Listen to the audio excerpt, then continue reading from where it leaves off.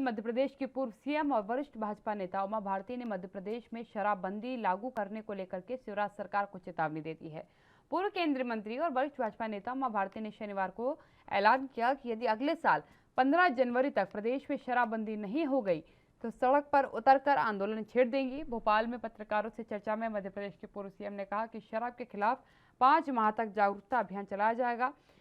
वहीं शिवराज सिंह चौहान और प्रदेश भाजपा अध्यक्ष बीडी शर्मा को 15 जनवरी तक जागरूकता अभियान चलाने का वक्त भी दिया है। इसके बाद वो इस अभियान का नेतृत्व करेंगे। उमा भारती ने कहा कि शर्मा और शिवराज का कहना है कि शराबबंदी जागरूकता अभियान के माध्यम से की जाएगी, लेकिन मेरा मानना है कि जागरूकता से नहीं बल्कि बलपूर्वक ही इसे लागू करना होगा। उन्होंने ये भी कहा कि शराबबंदी के कारण राज्य को 10,000 करोड़ रुपए के राजस्व का नुकसान होगा जो वे शराब बिक्री से कमाते हैं, लेकिन इसकी क्षतिपूर्ति के लिए उनके पास योजना है। इस बारे में सीएम शिवराज सिंह चौहान और शर्मा से चर्चा करेंगे। उमा भारती ने साफ शब्दों में कहा है कि वो शराबबंदी पर अडिग हैं।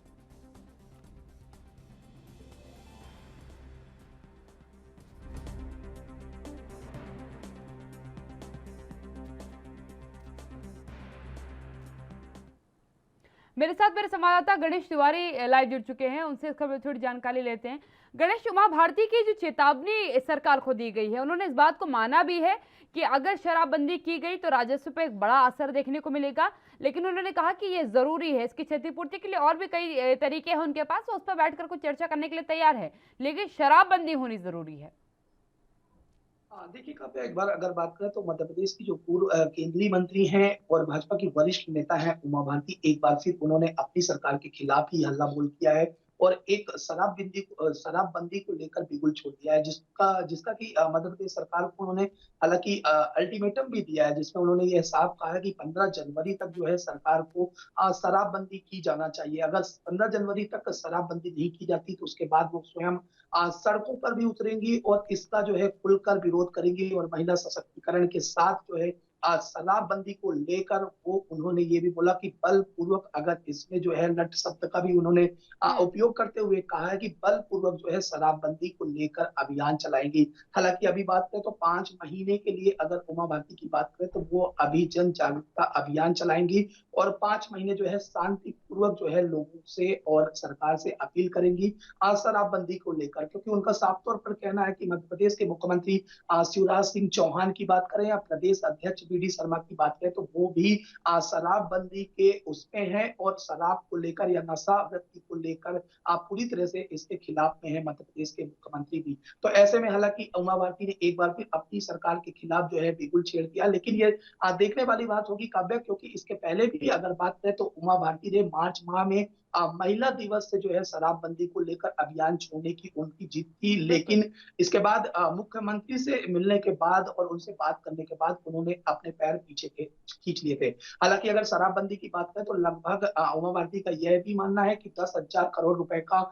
सरकार को जो है राजस्व का नुकसान होगा, लेकिन उन्होंने साथ में ये भी कहा है कि सरकार के पास जो इस राजस्व की जो कमी है इसकी भरपाई को लेकर जो है अन्य तरीके हैं जहां से राजस्व कमाया जा सकता है या राजस्व वसूला जा सकता है। तो इन तमाम मुद्दों को लेकर हालांकि शराबबंदी को लेकर अब उमा भारती ने एक बार अपनी सरकार के खिलाफ बिगुल छेड़ा है। इसके पहले हालांकि उन्होंने अपने पैर जो है पीछे पीछे खींच लिए थे, लेकिन अब देखने वाली बात होगी कि अब उमा भारती जो इस बार 15 जनवरी का उन्होंने बिगुल छोड़ा है और सरकार को, अपनी सरकार को ही अल्टीमेटम दिया है शराबबंदी को लेकर, वो कहां तक पहुंचता है, क्योंकि उनका मानना है कि शराब की वजह से ही प्रदेश में जो लगातार जो अपराध बढ़ रहे हैं, चाहे वो बलात्कार के हों या छेड़छाड़ी के हों या फिर अन्य जो भी घटनाएं हो रही हैं या बीमारियां हो रही हैं, वो शराब की वजह से ही हो रही है और जिसको लेकर हालांकि उन्होंने एक मुहिम छोड़ी है। और काव्य, सबसे बड़ी बात अगर करें तो शराबबंदी को लेकर या फिर किसी प्रदेश में शराबबंदी, ये कोई मध्य प्रदेश पहला राज्य नहीं है जहां पर शराबबंदी की सोची जा रही है या फिर बंद करने की जो है अल्टीमेटम जो है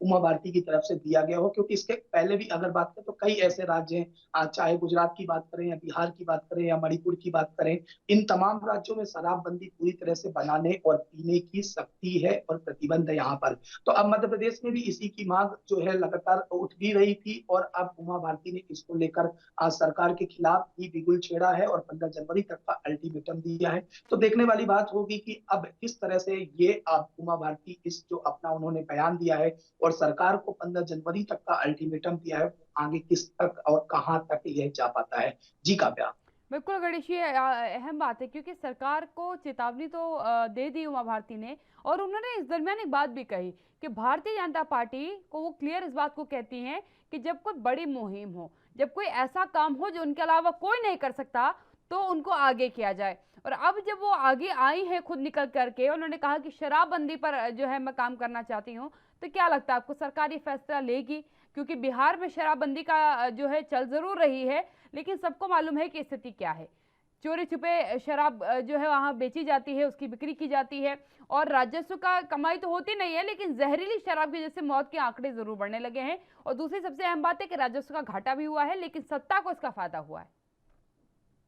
देखिए, सबसे पहले काव्या अगर बात करें तो शराबबंदी को लेकर हालांकि ये कोई पहला मामला नहीं है मध्य प्रदेश में। इसके पहले भी लगातार, चाहे वो महिला सशक्तिकरण की बात करें या फिर जो सामाजिक लोग थे उनकी तरफ से बात करें, तो शराबबंदी को लेकर लगातार मांगे उठ रही थी। और सबसे बड़ी बात काव्या, लॉकडाउन की अगर बात करें तो सबसे ज्यादा जो है मध्य प्रदेश में अगर बात करें तो जो नकली शराब है, जहरीली शराब है, उसके भी काफी ज्यादा मामले सामने आए हैं, जहां पर नकली शराब यानी कि जहरीली शराब पीने से कई लोगों ने अपनी जान भी गंवाई। तो हालांकि मध्य प्रदेश में शराब माफिया पूरी तरह से एक्टिव है, और अभी हाल ही में यहाँ पर शराब माफियाओं के बीच गैंगवार भी हो गया था, जहां पर दिन दहाड़े जो है शराब माफिया के ऊपर गोलियां भी चलाई गई थी। तो लगातार ऐसे जो है आपराधिकृत शराब की वजह से, या शराब माफियाओं की वजह से, या शराब पीने वालों की वजह से लगातार ऐसी सामने आई है, और लगातार मांग भी उठी है। तो हालांकि अगर राजस्व की बात करें तो इसमें जरूर राजस्व का सरकार का यही कहना है कि लगभग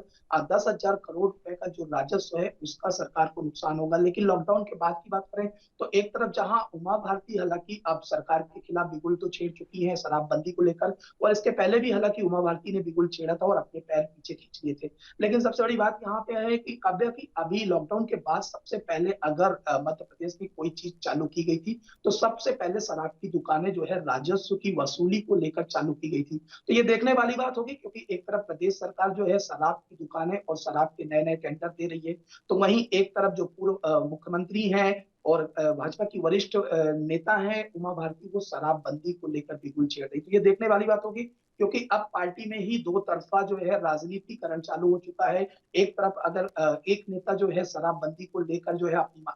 आवाजें उठा रहा, तो वही दूसरी तरफ नए नए जो है ठेके दिए जा रहे हैं, आवंटित किए जा रहे हैं, और शराब की दुकानें भी जो है खोली जा रही हैं। इसके पहले भी अगर लॉकडाउन की बात करें तो प्रदेश में सब कुछ बंद था, लेकिन सबसे ज्यादा अगर समय दिया गया था तो वो था शराब की दुकानें। तो जहां पर उसके बाद भी काफी विरोध हुआ था कि मंदिर और स्कूल जो है, स्कूल बंद है, कॉलेज बंद है, लेकिन शराब की दुकानें अभी भी चालू हैं, और काफी देर समय तक जो है शराब की दुकानों को चालू करने की अनुमति भी दी गई थी। तो हालांकि अब शराबबंदी को लेकर और शराब चालू होने को लेकर दो मत हैं, क्योंकि अब इसमें प्रदेश सरकार का अभी हालांकि इसका स्पष्ट रूप सामने नहीं आया। लेकिन वही मध्य प्रदेश के अगर मुख्यमंत्री शिवराज सिंह चौहान की बात